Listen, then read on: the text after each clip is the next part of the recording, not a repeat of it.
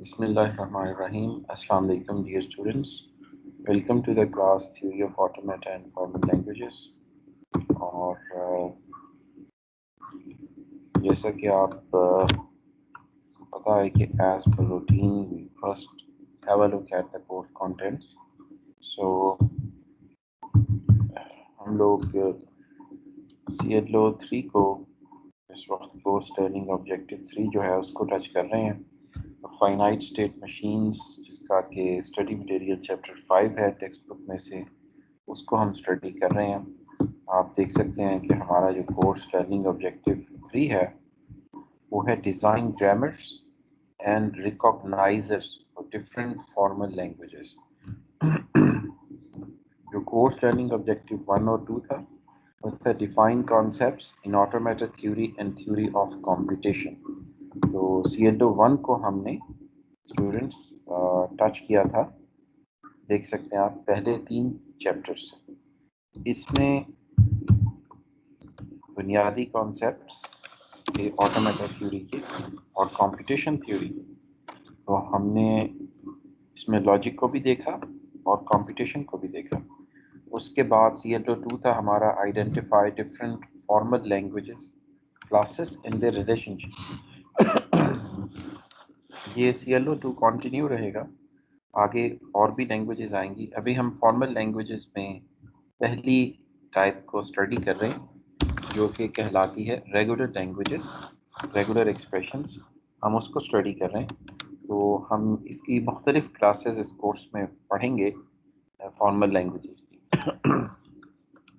Nowadays we are studying regular languages. This is one class of formal language. And also we will contrast relationship of different formal languages. As I have told you, there are few languages which are non-regular. तो हम जब non regular languages पढ़ेंगे तो उसको contrast करेंगे regular और non regular, और उनके रिलेशनशिप को भी देखेंगे.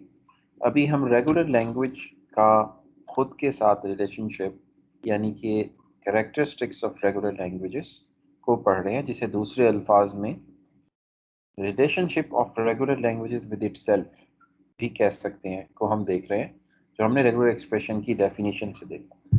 तो ये CLO 2 जो था हमारा कोर्स लर्निंग ऑब्जेक्टिव 2, ये हमने चैप्टर 4 से पढ़ा है. साथ ही आपको पता है कि बुक के अंदर कॉम्प्रिहेंसिव जो प्रॉब्लम सेट है वो नहीं है, बेसिक लेवल का प्रॉब्लम सेट है. तो हमने इसमें कुछ बुनियादी लेकिन अप्लाइड एग्जांपल्स करने की कोशिश की है, जिससे हमें जो फॉर्मल लैंग्वेजेस हैं उसकी जो हम अभी टाइप पढ़ रहे हैं रेगुलर लैंग्वेजेस, उसकी कैरेक्टरिस्टिक्स थोड़ी वाज़ेह हों. आपको याद होगा इसमें हेड टेल वाली एग्जांपल लेके हमने इसको स्टडी किया था और उसमें 4-5 एग्जांपल्स की थी और मैंने आपसे कहा था कि एक आपने भी आरी लिखनी है. तो ये था हमारा कोर्स लर्निंग ऑब्जेक्टिव 2, जो कि अभी ख़त्म नहीं हुआ. CLO 2 will continue and it will come back soon after the 8 weeks. Mid term तो अब मुझे नहीं मालूम कि कैंपस पे होगा या नहीं होगा, बिकॉज शायद लास्ट सेमेस्टर की तरह ही मिड और फाइनल कंबाइंड हो at the end of the semester, क्योंकि गवर्नमेंट की तरफ से जो अनाउंसमेंट हुई है कि 15 जून तक एग्जामिनेशन नहीं होंगे पाकिस्तान में किसी भी लेवल पे, तो उससे यही लगता है. एनीवेज, तो 9th वीक में हम जो है we will go towards this. अच्छा, इंटरेस्टिंगली क्लीनी थ्योरम जो है ये हम कवर अप कर लेते हैं मिड टर्म तक. आप ये देखिए 2 वीक्स में CLO 1 है, फिर 2 वीक्स में CLO 2 है, फिर 3 वीक्स में CLO 3 है. तो CLO 3 पे आ जाएं हम. Design grammars and recognizers for different formal languages. Grammar क्या है? फॉर रेगुलर एक्सप्रेशन लिखना is just like writing a grammar, ठीक है. और इसमें हम ग्रामर्स की दूसरी टाइप्स भी पढ़ेंगे जिनका नाम भी ग्रामर होगा, जैसे कि कॉन्टेक्स्ट फ्री ग्रामर है. CLO 3 जो है वो चैप्टर 5 के बाद भी कंटिन्यू रहेगा. इसी रेगुलर एक्सप्रेशन को लिखने का एक और तरीका भी है CFG, जिसे हम बैकस नॉर फॉर्म भी कहते हैं, जो कि हम आगे आने वाले चैप्टर्स में सीखेंगे। रिकॉग्नाइजर्स अलबत्ता हमने बनाने शुरू कर दिए हैं। वो रिकॉग्नाइजर है ग्राफ। अभी आप पहला लॉजिकल ग्राफ जो है वो कर रहे हैं, जो फाइनाइट स्टेट मशीन्स हैं, उसको आपने चैप्टर 5 में देखना शुरू किया। और ये हम फॉर्मल लैंग्वेजेस के लिए ही बना रहे हैं। अलबत्ता ये जो ग्रामर का लफ्ज़ है ये हम कवर करेंगे आगे आने वाली चैप्टर्स में। तो ये थोड़ी सी हमारी जो है वो कोर्स आउटलाइन, और हमने देखा कि हम अकॉर्डिंग टू द कोर्स की जो बेस है उस हिसाब से उसको लेकर चल रहे हैं। और चैप्टर 5 करने के बाद हम जब ये क्लीनी थ्योरम कर लेंगे तो आपको सेमेस्टर प्रोजेक्ट भी मिल जाएगा आगे आने वाले एक वीक में, 1 और 2 वीक। कैंपस पे तो थोड़ा ये कोर्स पेसी हो जाता है, और हम सेमेस्टर प्रोजेक्ट के लिए कुछ क्लासेस जो हैं वो स्पेयर कर लेते हैं। फोर्थ से फिफ्थ, 4 से 6 वीक के दरमियान सेमेस्टर प्रोजेक्ट जो है वो स्टूडेंट्स को असाइन हो जाता है according to the pace of the session. कुछ सेशन को 4th वीक में, कुछ को 5वें में, और छठे वीक तक सबको जितने भी सेशंस होते हैं ऑन कैंपस जो स्टडी होती है उसमें आपको सेमेस्टर प्रोजेक्ट जो है वो असाइन हो जाता है। ODL पे मैंने ये कोर्स नहीं पढ़ाया, ऑन कैंपस ही पढ़ाया। 1 7 तक, 1 8 को मैंने नहीं पढ़ाया था। 0 8 से 1 7 तक जो है वो स्टूडेंट्स को ये कोर्स नहीं पढ़ाया। ओके जी, तो कोर्स के आउटलाइन और CLOs को देखने के बाद हम वापस अपनी बुक की तरफ आ जाते हैं। मुझे इसमें याद है कि मैंने आपकी जो एक्सरसाइज है उसका सलूशन मैंने आपको दिखाया था लास्ट टाइम, वो आपके ग्रुप पे अपलोड करना है। वो मैंने विलिंगली डिले कर दिया था अप टू द वीकेंड। वो इंशाल्लाह आज मैं डेफिनेटली कर दूंगा, ताकि आप वीकेंड के ऊपर वो अपना मैच कर लें सलूशन उसके साथ। और 5वां चैप्टर जैसे ही ख़त्म होता है तो मैं आपको खुद एक अप्लाइड प्रॉब्लम सेट दूंगा। हम 5th चैप्टर से एग्जांपल्स करेंगे, क्योंकि बुक में अप्लाइड प्रॉब्लम्स नहीं है। और कोशिश हमारी यही है कोर्स की कि जैसा आपने कोर्स का पर्पस देखा था कि capabilities and limitations of computer theory, या कंप्यूटर्स कह लीजिए या ट्यूरिंग मशीन कह लीजिए, एक ही बात है, एक ही चीज़ को रिप्रेजेंट करते हैं। तो वो हमने इस कोर्स में डेवलप करना है, और वो अप्लाइड फॉर्म ऑफ प्रॉब्लम्स की शक्ल में ही हम कर सकते हैं। एक हम सेमेस्टर प्रोजेक्ट की तरफ जाएंगे, अप्लाइड जो लार्ज प्रॉब्लम आप सॉल्व करोगे कोई, वो आपका सेमेस्टर प्रोजेक्ट होगा। बाकी हर चैप्टर के साथ जैसे जैसे कुछ टॉपिक 3 चैप्टर में एक टॉपिक है, कुछ एक चैप्टर में एक टॉपिक है, तो हर टॉपिक के साथ आपको अप्लाइड प्रॉब्लम सेट जो है वो मैं प्रैक्टिस कराता रहूँगा। At the end of the topic I will discuss few examples of applied questions with you, और फिर आपको एक प्रॉब्लम सेट मिलेगा पूरी क्लास को, जो कि आपने सॉल्व करना होगा। तो असाइनमेंट तो इस कोर्स में आपका सेमेस्टर प्रोजेक्ट ही होगा। तो ये एक तरह की take away home 0 credit assignment होगी, जो कि आपने प्रॉब्लम तो सॉल्व करने होंगे लेकिन इसका क्रेडिट जो है वो नहीं होगा। लेकिन ये अप्लाइड प्रॉब्लम्स डेफिनेटली आपको हेल्प करेंगे सेमेस्टर प्रोजेक्ट को हल करने में। तो ये तो कुछ आज का इंट्रोडक्शन हो गया लेक्चर का। और अब हमने क्या कवर करना है, आज चलते हैं किताब की तरफ और देखते हैं कि हमने कहाँ तक चैप्टर 5 से कवर कर लिया था।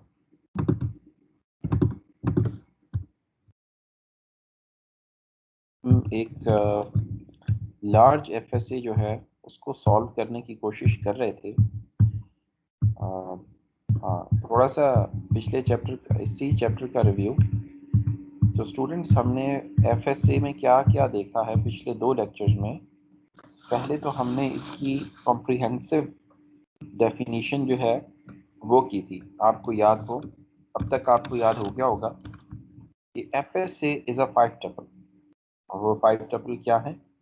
Q, sigma, delta, Q not और F। 5 चीज़ें और इसके साथ 3 आपके नोट्स होते हैं और वो सारे नोट में वो क्या है जी? लो पाथ नहीं होना चाहिए, मल्टी पाथ नहीं होना चाहिए, एप्सिलॉन एजेस नहीं होने चाहिए। और ये तीनों बातें आपको कहाँ से पता चल सकती हैं? ट्रांजिशन टेबल से। ट्रांजिशन टेबल आपकी मदद करती है डेल्टा आई कि अगर मल्टी पाथ हो, नो पाथ हो या एप्सिलॉन एजेस हो तो आपको आपकी ट्रांजिशन टेबल के अंदर ये चीज़ नज़र आ जाती है। और अगर ऐसी बात हो तो that language, that graph, that machine ceases to be an FSA। वो फिर FSA नहीं है, कोई और तरह का ग्राफ लैंग्वेज मशीन हो सकती है, लेकिन वो फाइनाइट स्टेट ऑटोमेटन नहीं है। और हमने ये भी देखा था कि इसके कई नाम हैं, इसे FA भी कहा जाता है, FSA भी कहा जाता है। इसका पूरा नाम DFSA है, लेकिन वो थोड़ा कम यूज़ होता है। Deterministic finite state automaton, finite state automaton और फाइनाइट ऑटोमेटन, ये इसके लिए इस्तेमाल होते हैं।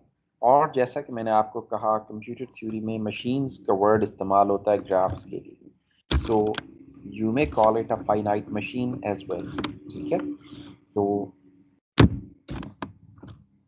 To be well cultured in a course हमें उसकी जो टर्मिनोलॉजी है, जो उसकी की टर्म्स है, उसी को इस्तेमाल करना पड़ता है। तो ये हमने इस कोर्स में देखा था। और कुछ बुनियादी FSAs के 5 टपल्स भी लिखे थे स्टूडेंट्स। और मुझे उम्मीद है कि आपने पूरे चैप्टर के जितने भी FSAs में दिए हुए हैं उसके 5 टपल्स ज़रूर लिख लिए होंगे, क्योंकि इसमें तकरीबन आपको आधे घंटा दरकार है सिर्फ 5 टपल्स लिखने में। लैंग्वेज बेशक आपको नहीं समझ आती, लेकिन 5 टपल्स लिखना भी इज़ अ प्रैक्टिस, और ये आपको बहुत हेल्प आउट करेगी आगे चलकर।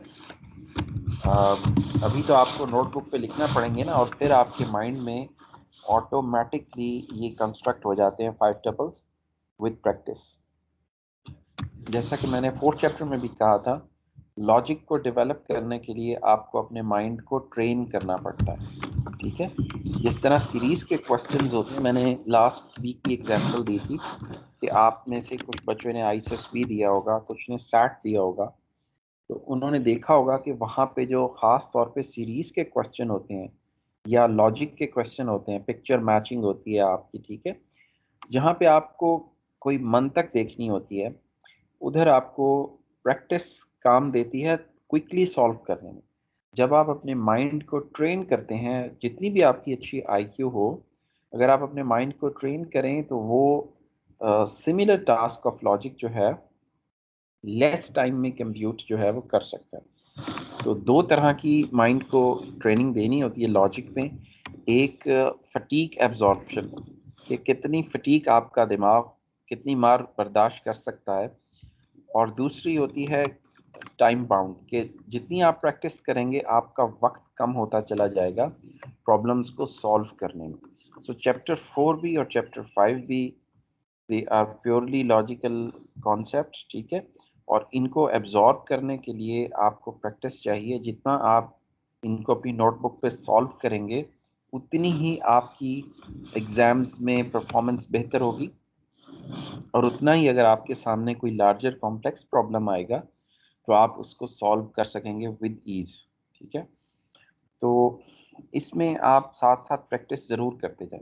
जैसा कि मैंने पिछली क्लास में आपसे कहा था कि आप 5 टपल्स जहाँ तक पढ़ लिया है वहाँ तक, कुछ बच्चे होंगे उन्होंने पूरे चैप्टर के 5 टपल्स कम से कम लिख लिए होंगे। और 5 टपल क्या थे? Q I set of states, sigma I input alphabet, delta I the transition table, although we haven't yet studied transition function, क्योंकि हम बाद में करेंगे, जिसे डेल्टा लैंग्वेज कहा जाता है, लेकिन अभी ट्रांजिशन टेबल तो बहुत आसान है।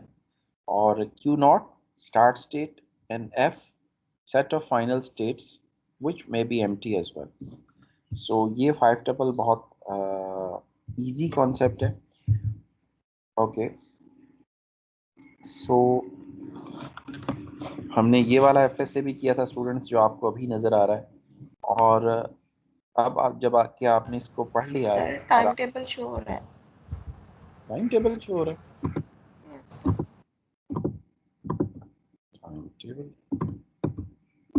बहुत सारी बुकियाँ हैं। बेटा बुक ही शो हो रही है। आप ज़रा रिफ्रेश करें अपनी टीम्स को, शायद आपके वो कोई मसला हो उसमें इंटरनेट की स्पीड में। तो ये बेटा ग्राफ देखें, ये फाइनाइट स्टेट मशीन आपने पिछले हफ्ते पिछले लेक्चर में आपने पढ़ी थी। अभी आप इसको सिर्फ देख के गेस कर सकते हैं कि ये एक ऐसा ग्राफ है, एक ऐसी मशीन है जिसमें एटलीस्ट वन डेफिनेट बी होगा, तभी आप विन करोगे। ठीक है, रेगुलर लैंग्वेज में आपको विन कंडीशन या मस्ट कंडीशन या पैटर्न, कोई भी नाम दे लीजिए, वो फाइंड करनी होती है। वो एक्सप्रेशन हो, वो ग्राफ हो। रेगुलर एक्सप्रेशन में फाइंड करना मुश्किल है ग्राफ की निस्बत। ग्राफ में तो आपको पिक्चोरियल फॉर्म में नज़र आ रहा होता है। अब देखें, इसमें साफ आपको वाज़े नज़र आ रहा है विन पाथ या प्लस स्टेट सिर्फ तभी आप जा सकते हो उस रास्ते पे जब आप कम से कम एक बी रीड करें। ठीक है, तो ये मैंने आपको पिछले हफ्ते क्लास में बताया था। ग्राफ में you have to find two things, must condition and garbage, both are important. लेकिन पहले आपने क्या फाइंड करना है? Must condition. और मस्ट कंडीशन किस तरह आपको मिलेगी? जहां से आपका रास्ता शुरू होता है, यानी ये माइनस वाली स्टेट से लेके प्लस स्टेट तक जब आप जाते हैं तो आपका पाथ क्या बनता है। तो आपको याद है लास्ट वीक हमने इसके डिफरेंट सिनेरियोस किए थे। तो हमें पता चला था कि A closure into B into A plus B closure. तो ये इसकी रेगुलर एक्सप्रेशन बन रही थी और इसकी मस्ट कंडीशन बी थी, और जो गार्बेज है वो ए क्लोजर था और ए प्लस बी क्लोजर था। ठीक है, और गार्बेज का पैटर्न भी बड़ा इंपॉर्टेंट है। Let me open the note pad, जो कि हम लास्ट वीक कर रहे थे। नोट पैड वही मैं ओपन करता हूँ, और हमने पेंट की भी हेल्प ली थी, माइक्रोसॉफ्ट पेंट की, इमेजेस को ड्रॉ करने के लिए। तो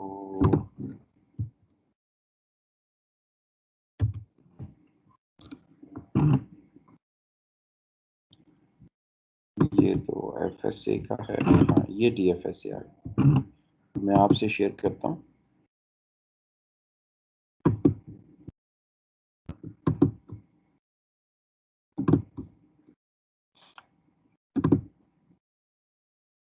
लेकिन ये हमने लास्ट टाइम देखा था। अब आपको ये नज़र आ रही है A closure B into A plus B closure. तो इसमें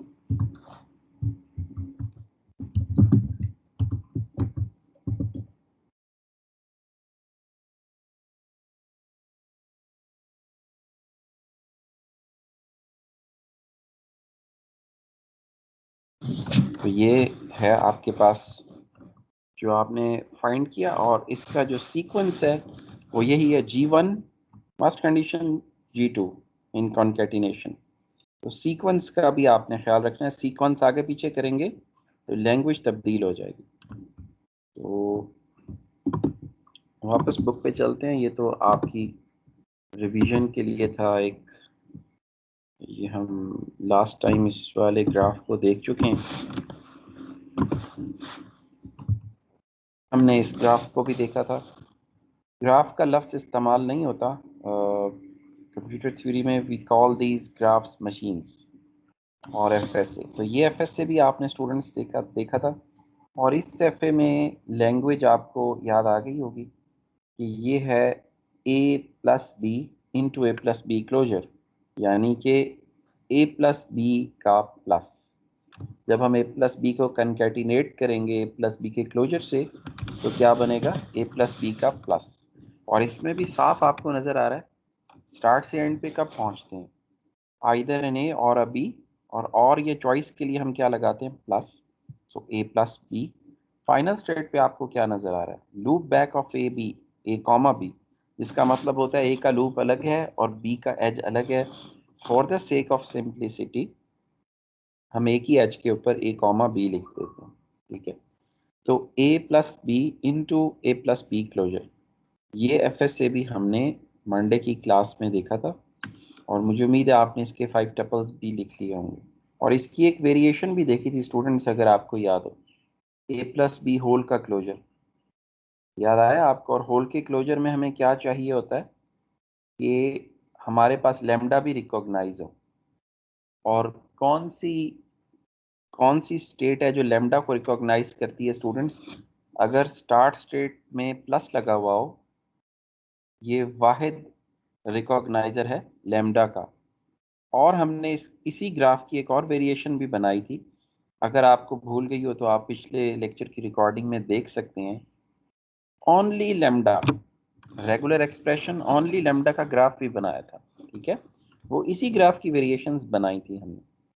ओनली लैम्डा की किस तरह से बनेगा स्टूडेंट्स, देखें इसी को ही आप, मैं एक दफ़ा फिर पेंट में आपको दिखा देता हूँ।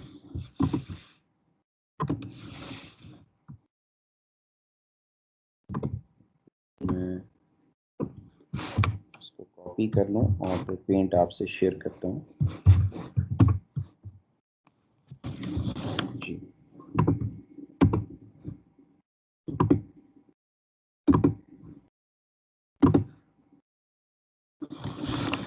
इसमें लास्ट वीक हमने इसकी दो वेरिएशंस बनाई थी। एक कि ये a प्लस बी का क्लोजर बन जाए, उसके लिए मुझे क्या करना पड़ेगा, ये सिर्फ मैंने इसमें प्लस डाल दिया। अब ये ग्राफ क्या है, lambda into A plus B into A plus B का क्लोजर। इसकी आरी क्या बन रही है, ये प्लस लगाने से लैम्डा हो गया, और आपको ए और बी नजर आ रहे हैं। फाइनल स्टेट पे आप कब जा रहे हैं, जब आप ए प्लस बी को रीड कर रहे हो। तो ये ए और बी, ये वाले ए और बी, और फाइनल आपका एक लूप है, वो लूप आपने ए प्लस बी का क्लोजर शो कर रहा है।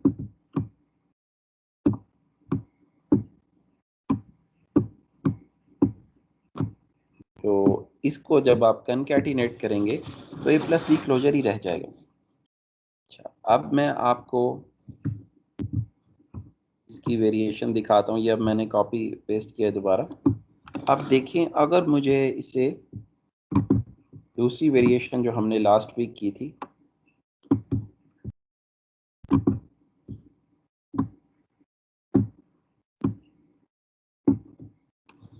अब ये क्या रिकॉग्नाइज कर रहा है, ये पिछले हफ्ते बनाया था, सिर्फ और सिर्फ लैम्डा या एप्सिलॉन जो भी कह लीजिए। ए या बी रीड हुआ, आप डेड स्टेट पे चले जाएंगे। याद करें, हमने डेड स्टेट भी पढ़ी थी। डेड स्टेट ना स्टार्ट स्टेट होती है ना फाइनल स्टेट होती है, और ये एक ऐसी स्टेट होती है कि एक दफ़ा आप उधर पहुंच जाएं तो निकल नहीं सकते कभी उधर से। ये डेड स्टेट है आपके पास दूसरी। अब ये उसी ग्राफ को हमने चेंज किया, और ये वो खुद आ गया तीसरा ग्राफ। यहाँ पे ये प्लस बी के प्लस को शो कर रहा है, यानी कि मुझे ज़रा यहाँ से आरी उठाने दें। ये इस वक्त इसकी आरी है इस तीसरे वाले ग्राफ की।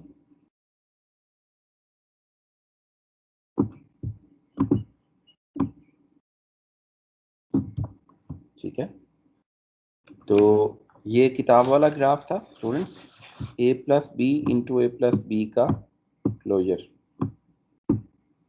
और हमने इसकी दो वेरिएशंस बनाई।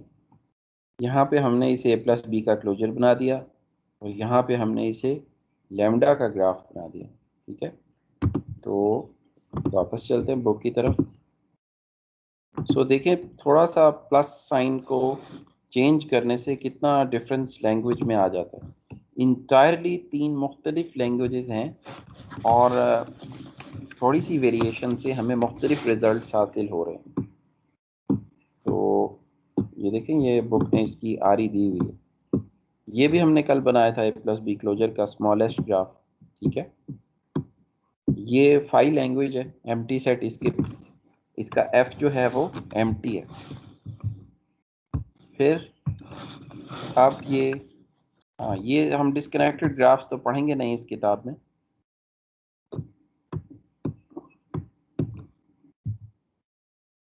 और ये इवन लेटर्स का है। फिर ये भी हमने किया था कि ये ए से स्टार्ट हो रही है language, A into A plus B closure का भी ग्राफ बना हुआ। अब इसको भी चेंज किया था, अगर आपको याद हो, देखें। मैं फिर से आपको इसको पेंट में पेस्ट करता हूँ और आपको दोबारा से रिमाइंड कराता हूँ। So it's all about practice students.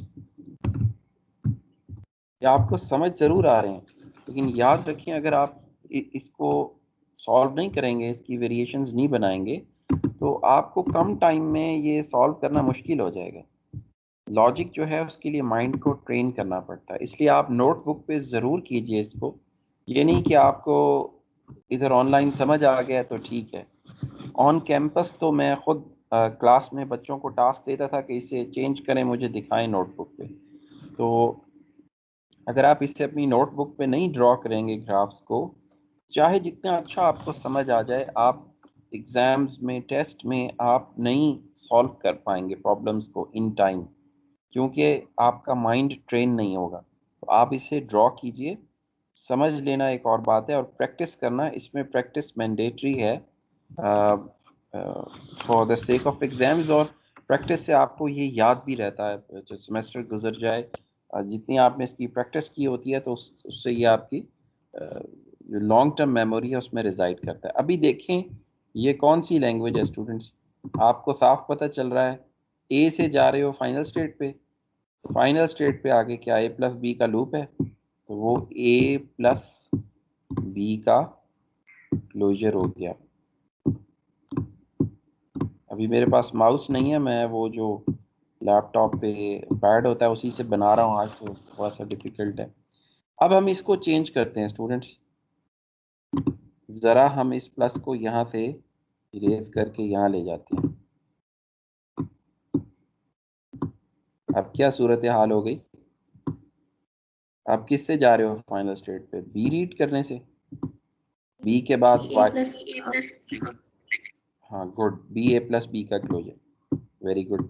तो ये देखें, ये सिर्फ प्लस चेंज किया हमने, पूरी की पूरी लैंग्वेज तब्दील हो गई है एक प्लस के चेंज करने से।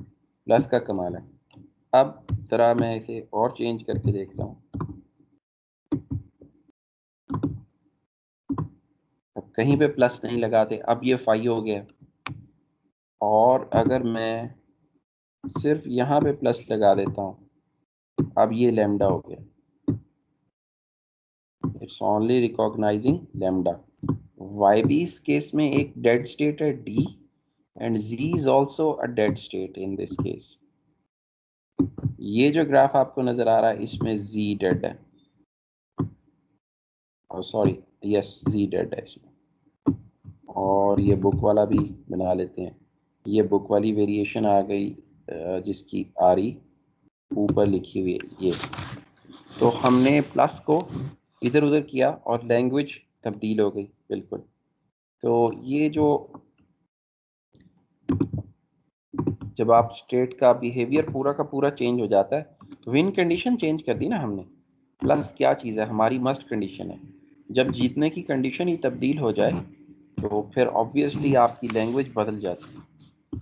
तो ये भी हमने ग्राफ किया था लास्ट टाइम।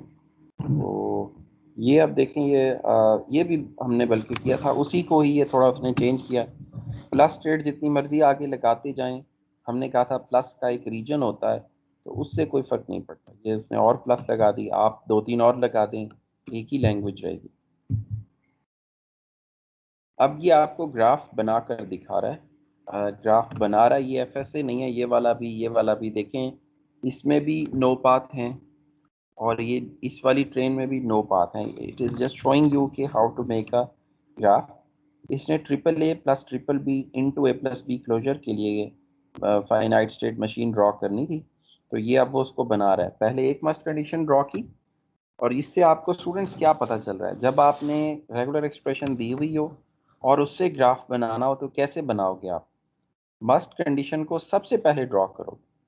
पहली मस्ट कंडीशन क्या थी, जैसा कि मैंने कहा, इसकी लैंग्वेज क्या है, triple A plus triple B into A plus B closure. तो आपने पहले एक मस्ट कंडीशन ड्रॉ कर दी, स्टार्ट स्टेट से शुरू किया, ट्रिपल ए ड्रॉ कर दिया, फिर आपने एक और ट्रेन बना दी नीचे, दूसरी मस्ट कंडीशन, स्टार्ट स्टेट से शुरू किया, ट्रिपल बी बना दिया। अब एक दफ़ा ये पूरा हो जाए तो गार्बेज में क्या है, ए प्लस बी का क्लोजर, वो भी बना दिया आपने। इसके बाद क्या करना होता है, जब रेगुलर एक्सप्रेशन से आप फाइनाइट स्टेट मशीन बनाते हो, one by one must conditions को ड्रॉ कीजिए। देखें इसने ऊपर बताया हुआ है कि एक फाइनाइट स्टेट मशीन बनाए that accepts either triple A और ट्रिपल बी, ठीक है, यानी कि जिसमें triple A an FA that accept all words containing a triple letter either triple A or triple B and only those words, यानी कि हमें कंकैटिनेट करना होगा triple A plus triple B को कंकैटिनेट। और इनपुट अल्फ़ाबेट इस chapter में क्या चल रहा है, ए और बी, यानी कि ए प्लस बी क्लोजर में से A plus B closure superset है इनपुट अल्फ़ाबेट का, उसमें से सिर्फ वो अल्फाज एक्सेप्ट हों जिसमें या तो ट्रिपल ए हो या ट्रिपल बी हो। सो सादा ज़बान में you will concatenate triple A plus triple B into A plus B closure, ठीक है। तो एफएसए बनाने के लिए पहले एक मस्ट कंडीशन ड्रॉ की, फिर दूसरी मस्ट कंडीशन ड्रॉ की, फिर nth मस्ट कंडीशन ड्रॉ की। अगर n मस्ट कंडीशंस हो तो आप स्टार्ट स्टेट से फाइनल स्टेट तक ले जाइए, पहला काम। फिर नॉन गार्बेज है आपके पास जो वो बना दें, ये नॉन गार्बेज था ए प्लस बी का क्लोजर। उसने कहा था ना वो तमाम अल्फाज जिनमें ट्रिपल ए और ट्रिपल बी हो, तमाम अल्फाज ए प्लस बी क्लोजर। यहाँ तक तो बात समझ आ गई। अब आपने अगर अपनी नोटबुक पे बनाना है ये ग्राफ तो क्या करेंगे, इसके बाद मस्ट कंडीशन ड्रॉ हो गई, नॉन गार्बेज ड्रॉ हो गया। द नेक्स्ट टास्क, मैं अब इसको ले जाता हूँ उसमें पेंट में। नेक्स्ट टास्क है स्टूडेंट ट्रांजिशन टेबल बनाना। ट्रांजिशन टेबल बना के late me share notepad with you.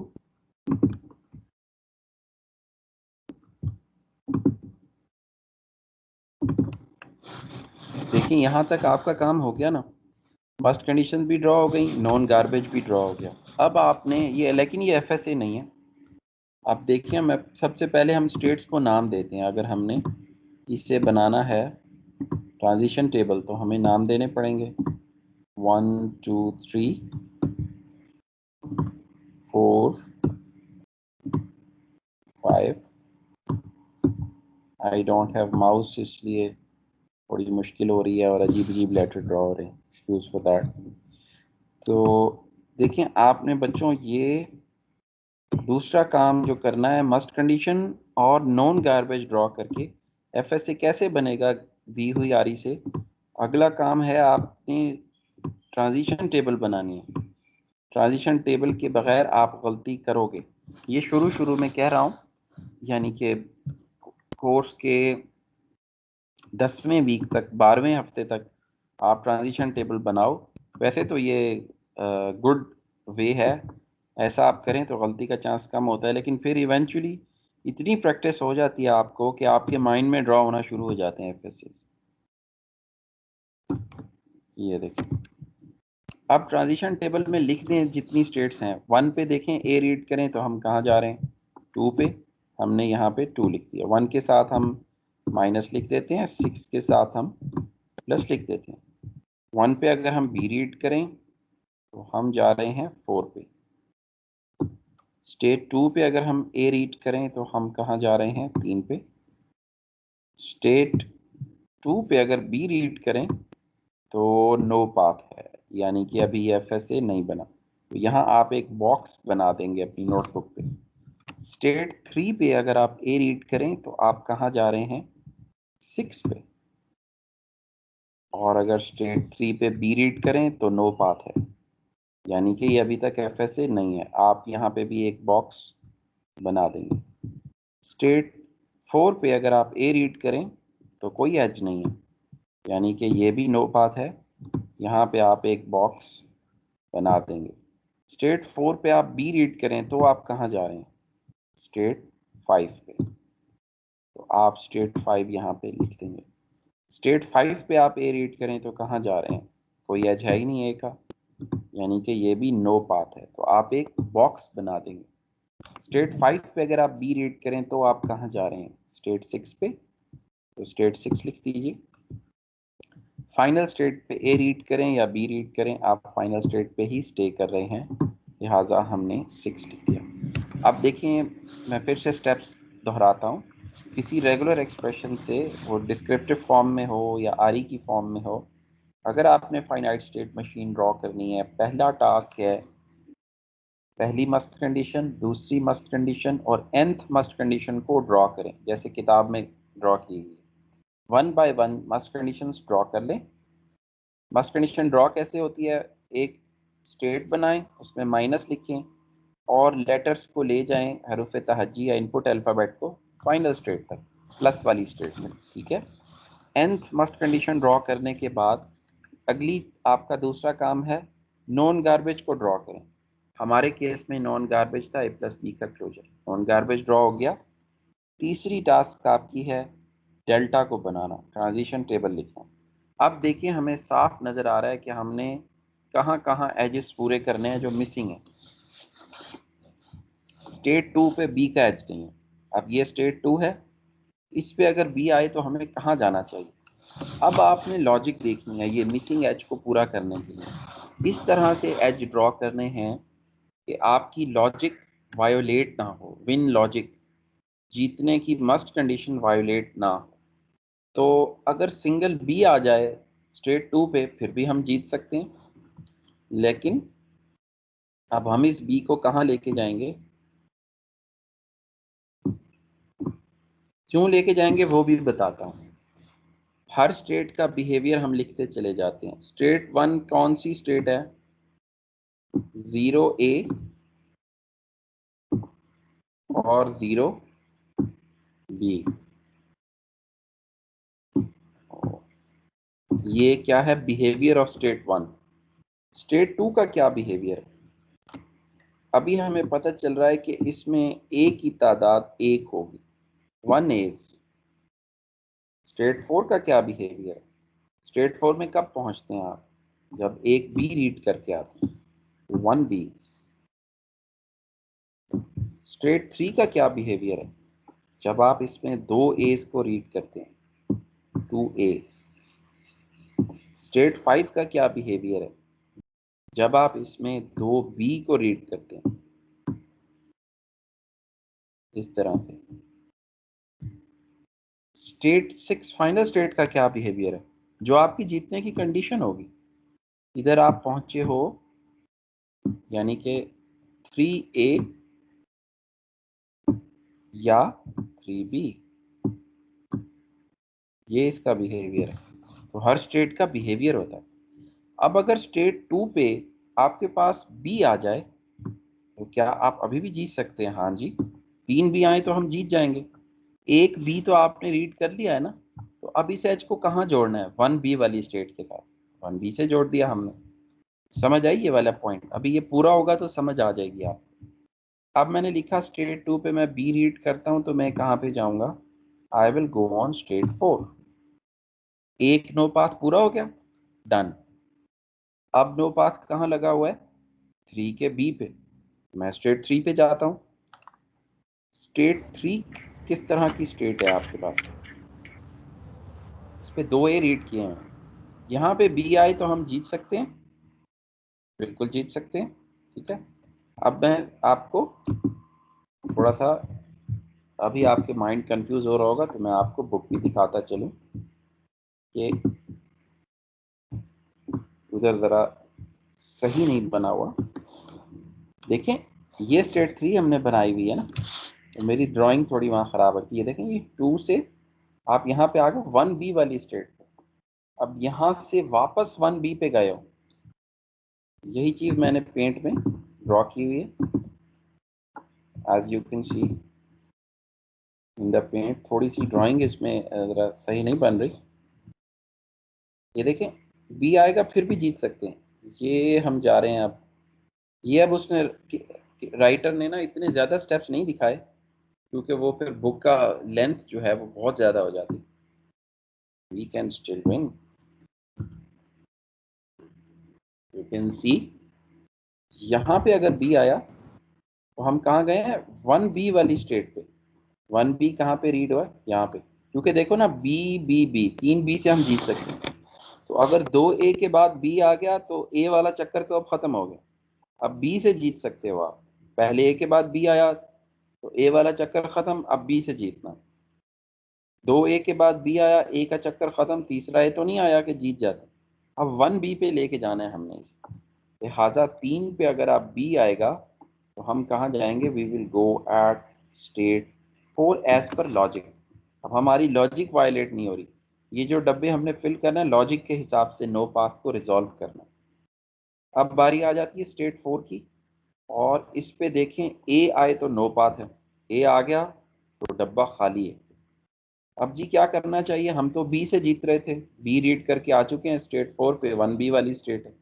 ए आ गया तो बी का चक्कर खत्म, अब ए से जीतने की कोशिश करनी है। जब ए से जीतने की कोशिश करनी है तो अब सिंगल ए तो रीड हो जाएगा ना आपका, ये सिंगल ए रीड हो गया। तो इसे कहाँ लेके जाना है, सिंगल ए वाली स्टेट पे, 1A पे जोड़ना है। 1A रीड हो गया ना, अब 2 और ए आएंगे तो आप जीत जाओगे। तो 4 से हम कहाँ गए, 2 पे। तो हमने यहाँ पे लिख दिया 2, ये नो पाथ भी रिजॉल्व हो गया। अब देखना बी आया था, आगे ए आ गया, बी की गेम खत्म। अब ए से जीत सकते हैं, ए, ये नो पाथ भी रिजॉल्व। अब ए की डब्बा बच गया स्टेट 5 पे। स्टेट 5 पे चलते हैं जी। ये स्टेट 5 कौन सी स्टेट है, 2B वाली। यहाँ बी आ जाता तो हम जीत जाते, लेकिन अब अगर ए आ गया तो अब ए की गेम से जीतना पड़ेगा। ठीक है, ए की गेम से जीतना है तो 1A पे जाना पड़ेगा। 1A वाली कौन सी स्टेट है, 2। तो हम यहाँ से एक एरो निकालते हैं और इधर लेके जाते हैं 1A वाली स्टेट पे। ये ए, अब 2B के बाद भी ए आया तो अब देखो ए और फिर 2A और आएंगे, हम जीत जाएंगे। तो स्टेट 5 पे अगर ए आया तो हम कहाँ जा रहे हैं, हम जा रहे हैं स्टेट 2 पे। तो देखिए हमारी ट्रांजिशन टेबल पूरी हो गई, मैजिक इज डन, ग्राफ पूरा। बगैर गलती किए आपका ग्राफ बनेगा अगर ये स्टेप्स फॉलो करेंगे। ना ही इसमें नो पाथ है अब, ना ही मल्टी पाथ है, और हमारी लॉजिक भी गड़बड़ नहीं हुई आखिरी 4 नो पाथ को रिजॉल्व करने में। हमने 4 नो पाथ्स रिजॉल्व किए हैं। सो जब भी FSA बनाना है, ख़ास तौर पे अगर उसमें थोड़ा सा कॉम्प्लेक्स हो, जैसे ये अभी आपको कॉम्प्लेक्स लग रहा होगा शुरू शुरू में, तो उसमें मस्ट कंडीशन ड्रॉ कीजिए 1 2 nth, फिर नॉन गार्बेज भी साथ ड्रॉ कर दीजिए। उसके बाद डेल्टा टेबल बनाइए, जो नो पाथ रहते हैं उनको 1 बाय 1 अपनी लॉजिक को वायलेट किए बगैर फिल कीजिए, और आपका FSA तैयार है। और लॉजिक वायलेट कब नहीं होगी, जब आप स्टेट का बिहेवियर लिखोगे। ये छोटे, बहुत छोटे ग्राफ में इतना बड़ा प्रोसीजर जरूरी नहीं है। जैसे A × A+B क्लोजर का ग्राफ है वो वैसे ही बन जाएगा, A+B के प्लस का ग्राफ है वैसे ही बन जाएगा।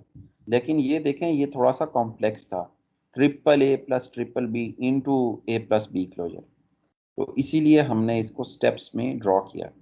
तो ये अब आपको, मुझे उम्मीद है कि समझ आ गया होगा कि ये किस तरह से ड्रॉ हुआ है। अब आपने ना, होम असाइनमेंट है स्टूडेंट्स आपकी, आपने ग्राफ बनाना है।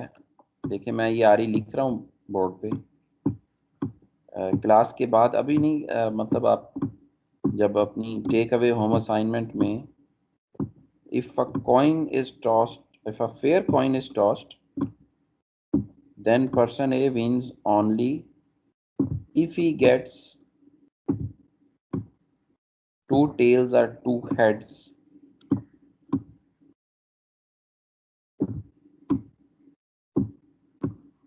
पर्सन ए उस वक्त जीतेगा जब उसके पास 2 हेड या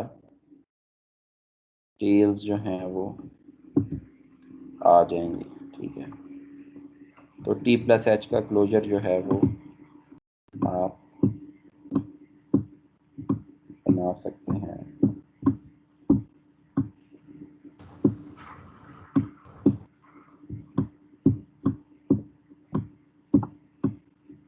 शुरू में भी T+H का क्लोजर आ जाएगा।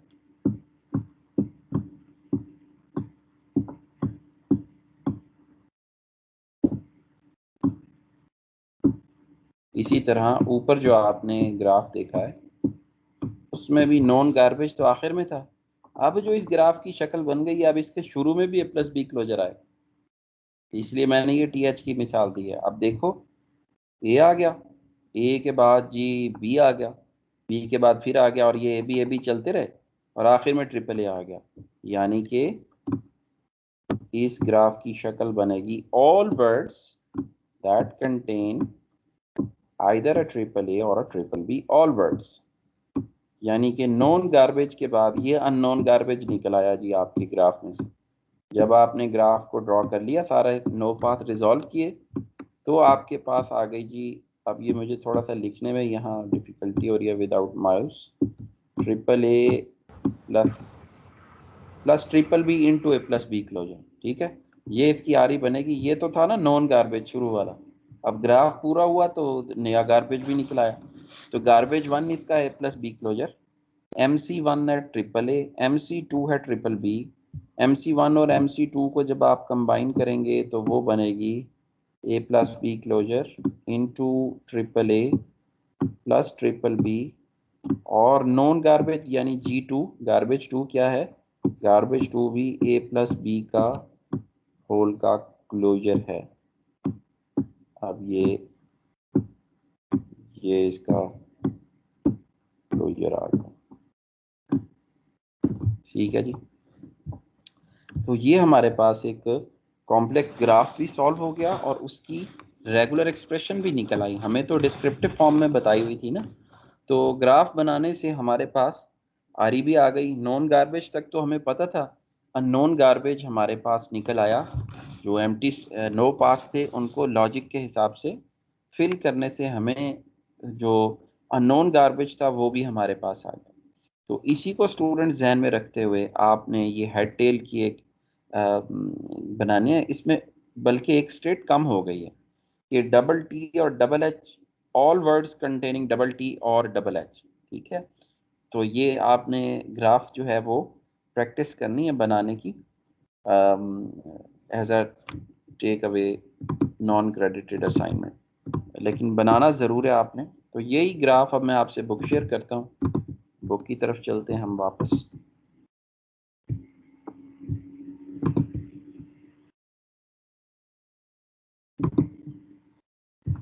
अब ये देखें, यही ग्राफ यहाँ पे ड्रॉ किया हुआ है। और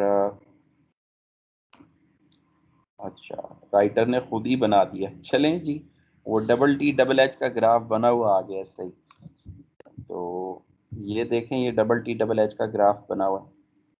3 की जगह 2 हो गए हैं, बाकी वैसे का वैसे ही है। तो इसमें कैसे बनेगा, आपने ना फिर भी नोटबुक पे बनाना ज़रूर है एक दफ़ा। ये तो इसने पूरा बना बनाया आपको दे दिया।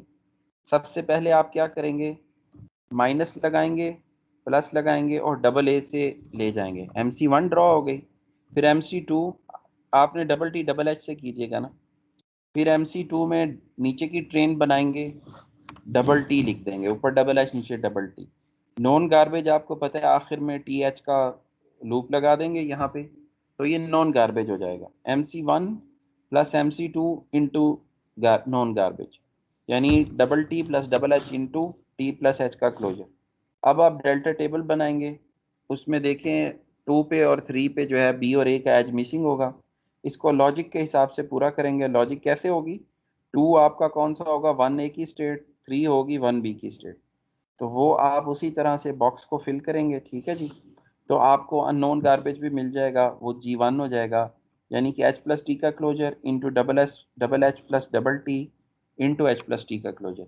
तो ये आपने रिपीट करना है, आपको समझ आ गया होगा, लेकिन as I told you, practice is necessary for logic. Mind को ट्रेन करने की ज़रूरत होती है, तो ये आपने ज़रूर अपनी नोटबुक पे करना है। इसके 5 टपल भी लिखने हैं। ये देखें, ये आ गया यहाँ पे, अब वही चीज़ आ गई है ना। तो ये अननोन गार्बेज है पहले वाला, फिर दूसरा आपके पास MC1 प्लस MC2 है, और ये तीसरा आपके पास नॉन गार्बेज है, ठीक है। तो ये हमारे पास जो है वो बन गया। अब देखें, ये एक और ग्राफ आपके सामने आया, और इसमें इसने हमें पहले नहीं लैंग्वेज बताई, बाद में बता रहा है। तो हम इसको खुद से गेस करने की कोशिश करते हैं, और ये बड़ी आसान है। इसको मैं पेंट में लेके जाता हूँ। let me copy it from here and we take this to MS Paint और मैं इसको ज़रा एक्सट्रैक्ट कर लूँ पिक्चर को। यस, अब देखें पहले इसने हमें प्रैक्टिस कराई है रेगुलर एक्सप्रेशन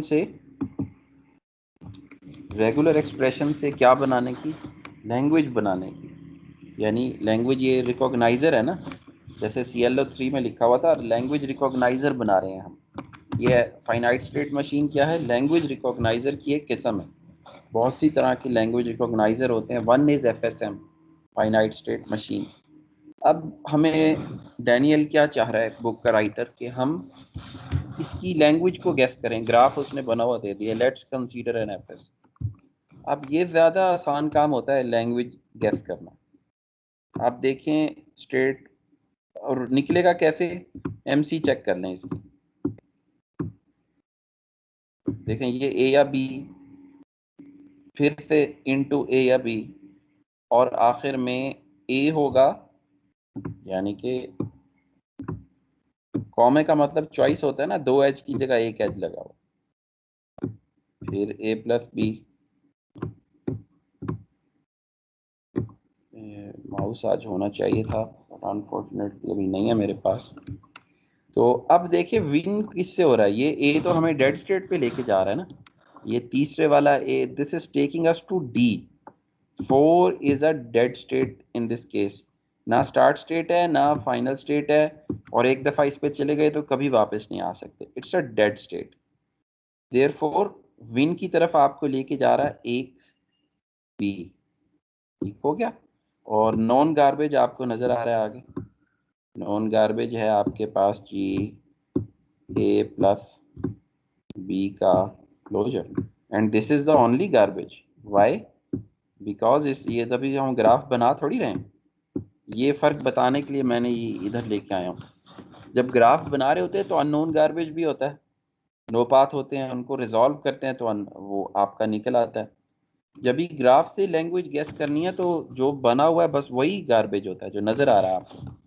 तो आपकी जो MC है वो यहाँ से लेके यहाँ तक मस्ट कंडीशन है, और ये आपका गार्बेज है, नॉन गार्बेज। ठीक है, तो अब हम देखें इसे, इसको मल्टीप्लाई कर लेते हैं, AA AB BA BB। अब इसको ये मैंने AA लिखा है, students please ignore my writing due to mouse issue. AA, इन दोनों को रिजॉल्व करें तो बनेगा जी, आगे बनेगा AB, AA AB BA BB, और अब कनकैटिनेट कर दें आखिर वाले B को, तो AA B ABB BAB BBB, comma लगाएं, बीच में प्लस लगा दें। ठीक है, ये मैं लिख भी देता हूँ, चलें, कॉमा लगा दें या प्लस, ऊपर भी ऊपर की तरह लिखा रहने दें तो फिर भी कोई इशू नहीं है, इस तरह कर दें फिर भी कोई इशू नहीं है, एक ही बात है ना। तो इनटू A+B का क्लोजर, तो वो MC हो गई आपकी और ये गार्बेज हो गई। तो ये हमारी RE एक्सट्रैक्ट करना बड़ा आसान है स्मॉलर ग्राफ से। लार्जर ग्राफ से हम एक थ्योरम पढ़ेंगे जो हमें RE निकाल के दिया करेगा, उसको क्लीनी थ्योरम ऑफ यूनिफिकेशन कहते हैं। अभी इस चैप्टर में स्मॉलर ग्राफ्स ही होंगे तकरीबन। तो let's go back to the book and check whether we have solved the right problem or not। हमने इसको सही स्टेट किया या नहीं। वही चीज़ आ गई बच्चों, ये देखें, वही RE जो अभी हमने एक्सट्रैक्ट किया है। बस स्टार्ट स्टेट से फाइनल स्टेट का पाथ देखें, उसको लिखते चले जाएं, RE बन गई। सो ग्राफ से RE एक्सट्रैक्ट करना बहुत आसान है। आप ज़रा इस ग्राफ को देखें और अपनी नोटबुक पे इसको या चलें किताब से ही इसमें देखें, इसकी क्या मस्ट कंडीशन आपको नज़र आ रही है, बताएं ज़रा।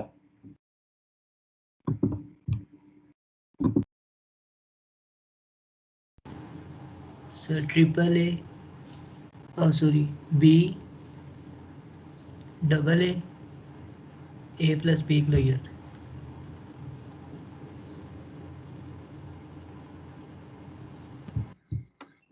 आपकी तकरीबन सही है। असल में ये है फाइनाइट लैंग्वेज। अभी तक हम कर रहे हैं इनफाइनाइट लैंग्वेजेस। तो आपने सही बताया, बी डबल ए, बस बी डबल ए ही है इसकी मस्ट कंडीशन, और सारी चीज़ें आपको डेड स्टेट पे लेके जा रही हैं। इसे भी हम पेंट में ले जाते हैं और वहाँ पे इसके बिहेवियर को समझने की कोशिश करते हैं। Let me extract the graph from the picture in paint, और फिर हम उसके ऊपर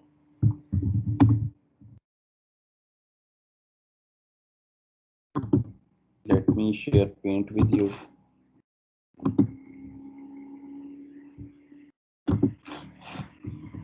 देखिए स्टूडेंट्स, ये एक और तरह की लैंग्वेज है, ये फाइनाइट लैंग्वेज है।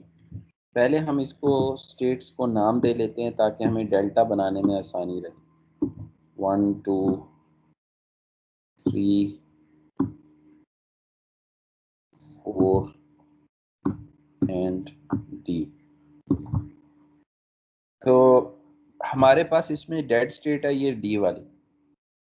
इसमें एक दफ़ा आप आ जाएं, ना ये स्टार्ट स्टेट है ना ये फाइनल स्टेट है, और इसमें एक दफ़ा हम आ जाएं तो हम निकल नहीं सकते, तो इसीलिए ये डेड स्टेट है। अच्छा, इसमें मज़े की बात है, फाइनल स्टेट पे कोई लूप नहीं है। हमेशा फाइनल स्टेट पे एक लूप होता था जिससे लैंग्वेज इनफाइनाइट हो जाती थी।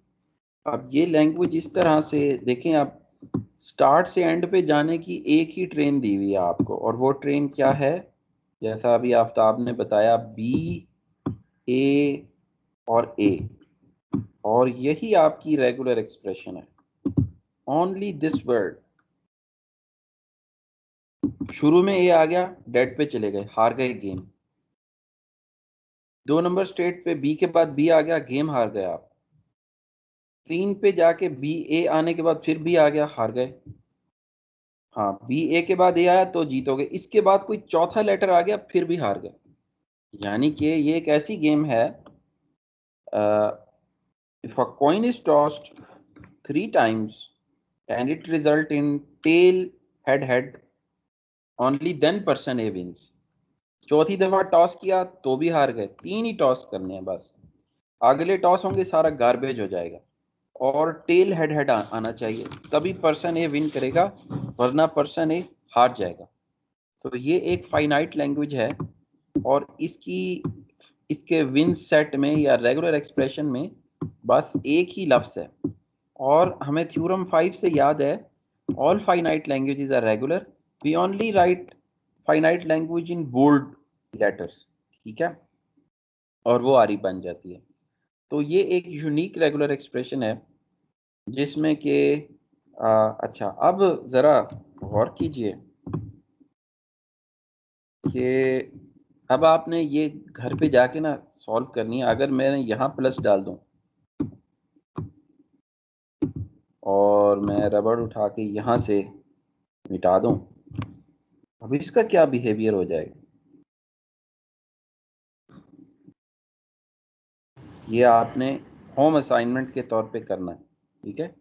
वैसे अक्सर बच्चों को समझ आ भी गई होगी, जो लेक्चर सुन रहे हैं उनको समझ आ भी गई होगी। अच्छा, इसमें अब डेड स्टेट ख़त्म हो गई है स्टूडेंट्स, हम कभी भी जीत सकते हैं, कोई स्टेट डेड स्टेट नहीं है। क्या आपको कोई ऐसी स्टेट नज़र आ रही है जो स्टार्ट भी ना हो, फाइनल भी ना हो, और वहाँ पे एक दफ़ा चले जाएं तो वहाँ से निकल ना सकें? ऐसी कोई स्टेट नहीं है। इसका मतलब पहले तो ये लैंग्वेज इनफाइनाइट हो गई, क्यों? फाइनल स्टेट पे लूप लगा हुआ।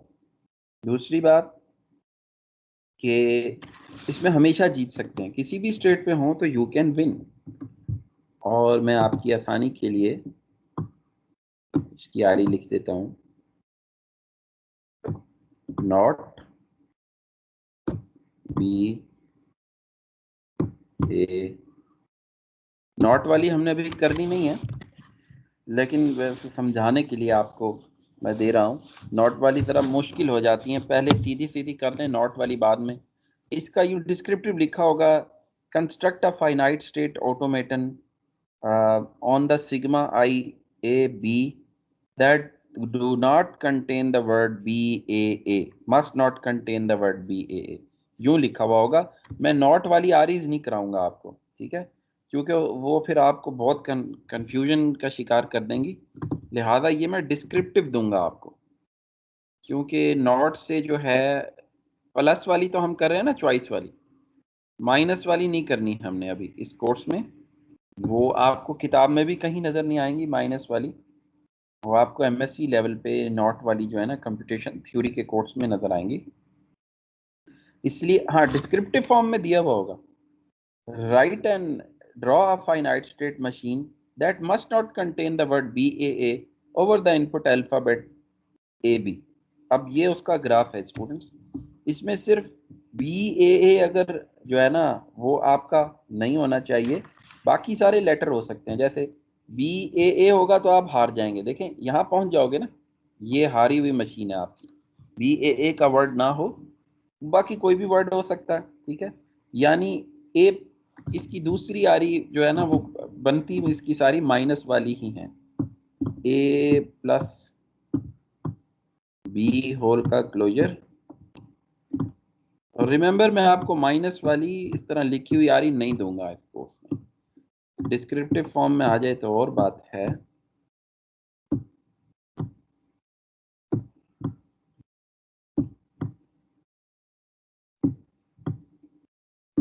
ठीक है, तो ये इसकी रेगुलर एक्सप्रेशन बन जाएगी। Although this is a very tough example. ये माइनस वाली ना मैं आपको इम्तिहान में नहीं दूंगा, हाँ डिस्क्रिप्टिव फॉर्म में लिखी होगी कि जी BAA का लफ्ज़ ना हो। BAA का लफ्ज़ है तो फिर आप फाइनल स्टेट पे नहीं पहुंचेंगे। बाकी जो है आप उसमें पहुंच सकते हैं। अब उसके लिए हमें थोड़े से और भी इसके अंदर मॉडिफिकेशन करनी पड़ेगी, जो मैं आपको डिस्क्रिप्शन बता रहा हूँ। खाली B भी तो ऐसा लफ्ज़ है ना जो BAA नहीं है, ये BA भी ऐसा लफ्ज़ है जो BAA नहीं है। अब देखें हमारा काम, लैम्डा भी ऐसा लफ्ज़ है जिसमें BAA नहीं है। अब जो मैंने स्टेटमेंट बोली है वो पूरी हो जाती है कि BAA ना हो, नॉट वाला काम अब जाके इसमें पूरा हो जाता है, ठीक है। तो बहरहाल इसको इग्नोर कर दें जिसको समझ नहीं आई, ये आपके लिए फ़िलहाल this is a tougher example and I don't want to confuse you. ये मिड के बाद तो ठीक है, बस इतना ही आप किताब की हद तक रहें, नॉट वाली अभी एग्जाम्पल ना सोचें, ये भूल जाएंगे आप जो मैं पढ़ा रहा हूँ। गलती से मैंने वो एग्जाम्पल दे दी इस लेवल पे, उसे इग्नोर कर दें आप, ठीक है। जिसको समझ आ गई ठीक है, जिसको नहीं आई अभी इसको ऑन होल्ड रखें।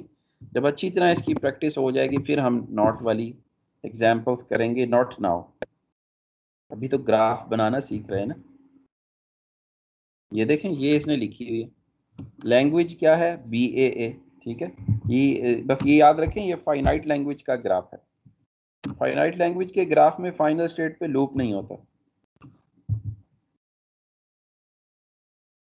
एक और फाइनाइट ग्राफ स्टूडेंट्स, जरा इसे देखें और इसकी लैंग्वेज बताएं। ये देखें प्लस के ऊपर लूप नहीं है, 2 प्लस लगी हुई हैं, एक ये एक ये। जरा इसकी चेक करें क्या रेगुलर एक्सप्रेशन बन रही है। अच्छा, मैंने आपसे नोटपैड शेयर किया हुआ है, wait sorry, let me share book with you. हाँ, ये देखें, ये आप इसकी BAA किताब में भी लिखी हुई आ रही है पेज 65 पे, जो हम अभी पढ़ के आए हैं, ये BAA फाइनाइट लैंग्वेज, और फाइनल स्टेट पे कोई लूप नहीं है। तो अब अगली मिसाल देखें स्टूडेंट्स, ये एक FSA है, इसके 2 प्लस स्टेट्स हैं, ये और ये, और दोनों प्लस स्टेट्स के ऊपर कोई लूप नहीं है। इसमें एक डेड स्टेट भी है। इसकी ज़रा मुझे लैंग्वेज बताएं, फाइनाइट ग्राफ है, इसकी क्या लैंग्वेज है, आरी यानी कि क्या है इसकी?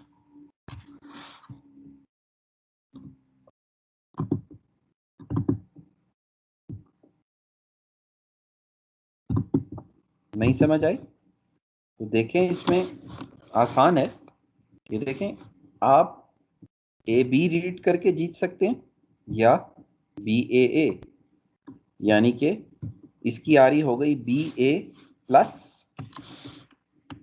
ए बी प्लस बी ए, इसको हम ले जाते हैं उधर MS पेंट में।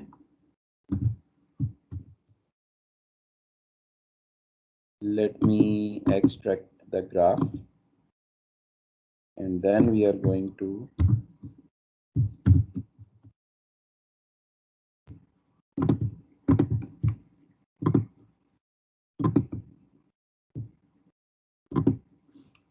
देखें स्टूडेंट्स, इसको सॉल्व करने के लिए पहले हम इसकी स्टेट्स को नाम दे लेते हैं। सर ये भी एक फाइनाइट है। बिल्कुल, ये भी एक फाइनाइट लैंग्वेज है, क्योंकि इसके भी फाइनल स्टेट्स दो हैं, दोनों पे हमें कोई लूप नज़र नहीं आ रहा है। तो हमने इसके 5 टपल लिखने के लिए इसको हमने नाम दे लिए। ये हमेशा की तरह डेड स्टेट हो गई। और देखें इसमें अब या तो ए बी रीड करके हम जीत रहे हैं या हम बी ए से हम विन कर रहे हैं।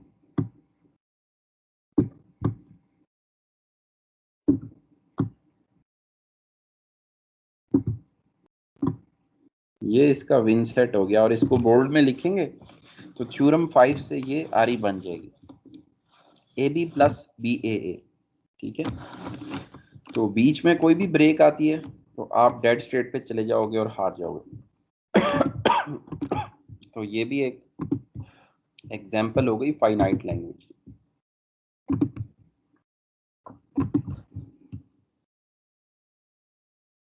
बिग मशीन स्मॉल लैंग्वेज, बाज़ औक़ात ऐसा भी हो जाता है।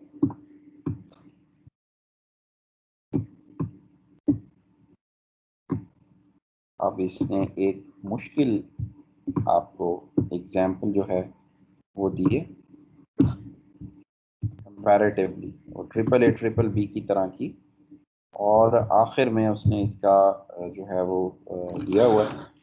तो हम मंडे को यहाँ से दोबारा स्टार्ट करेंगे, तो यहाँ पे ये कराने से आप ओवरवेल्म हो जाएंगे। तो स्टूडेंट्स, आज हमने CLO3 में किन बातों को सीखा है? कोई रेगुलर एक्सप्रेशन आपको दी हुई हो आरी की फॉर्म में या डिस्क्रिप्टिव फॉर्म में, तो उसकी फाइनाइट स्टेट मशीन कैसे ड्रॉ करनी है, उसमें हमने स्टेप्स देखे। Draw must condition 1, must condition 2, nth must condition, then draw the non garbage, ये स्टेप 2 हो गया। Step 3, write transition table delta of the language, FSM की ट्रांजिशन टेबल लिख ली। Resolve all no paths according to the logic of your must condition, अपनी win state की logic से no path को रिजॉल्व करें, तीसरा स्टेप। और जैसे ही वो रिजॉल्व करोगे आप, तो आपके पास फाइनाइट स्टेट मशीन बन जाएगी गिवन रेगुलर एक्सप्रेशन से। और लॉजिक का ख्याल कैसे रख पाओगे आप? When you will write behaviour of states, जब आप स्टेट के बिहेवियर को समझोगे, लिखना ज़रूरी नहीं, समझ भी सकते हैं। जब आप समझोगे, हमने AAA प्लस BBB वाली कॉम्प्लेक्स एग्जाम्पल से उसको देखा, और मैंने आपको कहा कि आपने TT प्लस HH की जो बुक में बनी हुई है, स्टिल आपने उसकी प्रैक्टिस करना है। फिर स्टूडेंट्स, हमने देखा दूसरी चीज़ आज की क्लास में हमने क्या सीखी। आपको एक फाइनाइट स्टेट मशीन दी हुई है और आपने उससे लैंग्वेज एक्सट्रैक्ट करनी है। वो कैसे होगी? स्टार्ट स्टेट से फाइनल स्टेट का पाथ आपने रीड कर लेना है।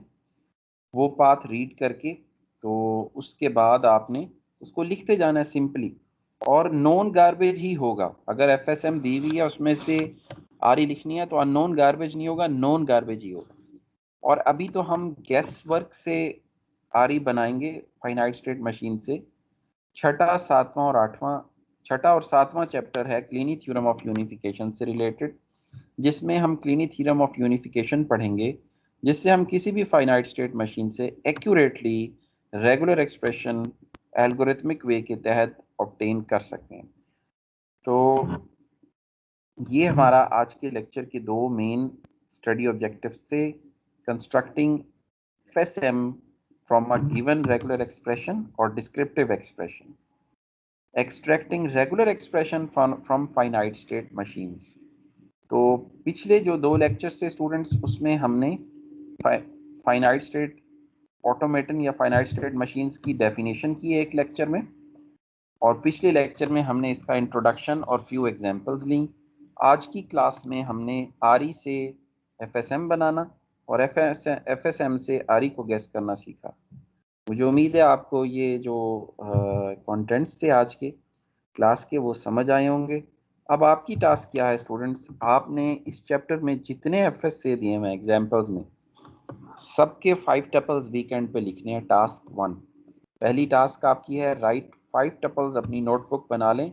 इसके कोई नंबर नहीं है, ये टेक अवे होम असाइनमेंट है आपकी, नॉन क्रेडिटेड, लेकिन ये ज़रूरी है प्रैक्टिस आपको कोर्स टॉपिक को अच्छी तरह ग्रास्प करने की। आपने 5 टपल लिखने हैं जितने भी ग्राफ्स दिए हुए हैं, ठीक है। उसके बाद जो हमने आज एग्जांपल्स की हैं उनको आपने इसी तरह से एमसी स्टेप्स में कंस्ट्रक्ट करना है।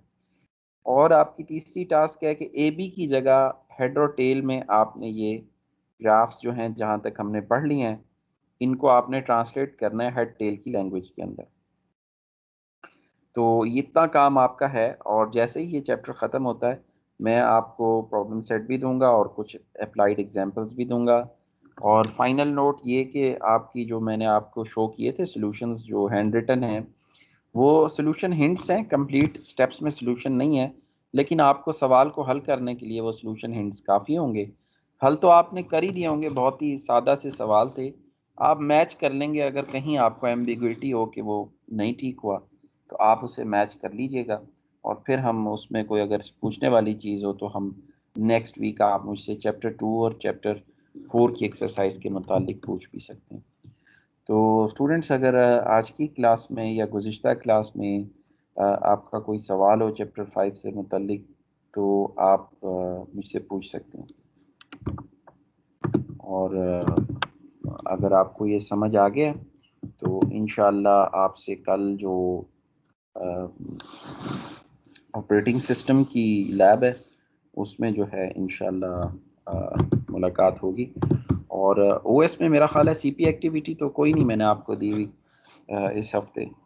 और आपने हाँ अलबत्ता वो नॉन क्रेडिटेड टास्क करनी थी, जो सिसमेट्स 2 और सिसमेट्स 3 है वो आपने पढ़ के जो है वो बनाना था। तो बाकी सीपी टास्क तो नहीं थी कोई, सिसमेट्स 2 और 3 करना था, ऐसा ही है ना if I am not wrong. मुझे तो ये याद पड़ता है कि असाइनमेंट मैंने कोई नहीं दी थी आपको। और बाकी अटेंडेंस कर लेते हैं। जुमेरात को आपकी अटेंडेंस हुआ करेगी, और मंडे को आपका जिस तरह आपको एक रिकॉर्डेड लेक्चर मिलता है तो उसमें तो सबकी अटेंडेंस लगेगी, लेकिन ये जो हमारा इंटरेक्टिव सेक्शन है थर्सडे का, उसमें आपकी अटेंडेंस हुआ करेगी एलएमएस पे। और मैं अब एलएमएस अपना साइन इन कर लेता हूँ, फिर आपकी अटेंडेंस लगा देता हूँ।